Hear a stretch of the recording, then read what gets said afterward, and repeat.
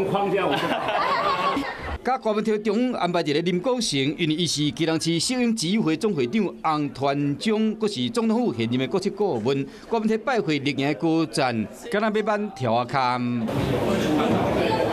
亲自接待国民党这个会面，嘛是参访过程中两人唯一的互动。洪团长伫边陪同，甲国民党竞选总干事黄珊珊两人交流较热烈。蔡总统也一直在交代，我们就是从事公益活动，我们也鼓励大家都要很不要分那种色彩。那我们今天来主要是学习的，因为这个是一个卫浴设备台湾的大厂嘛。至于你讲的想太多了。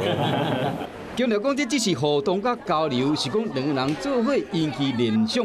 毕竟2024年国民党的国防白皮书内底，更加讲到要重新启动服务的谈判，和外界指讲有可能伤害到台湾的经济，结果引起第二摆太阳花学运。两岸监督条例在立法院躺多久了？从太阳花学运以后说要设到现在，那民进党执政几年？7年了，该通过法律也没有通过啊，明白的讲了哦。只有民进党不想通过的法律，有民进党不能通过的法律吧。佮像民进党无做两方的监督条例，国民党敢会当替家己的选情交分，就看重新启动服务政策，敢会当争取到选民的认同。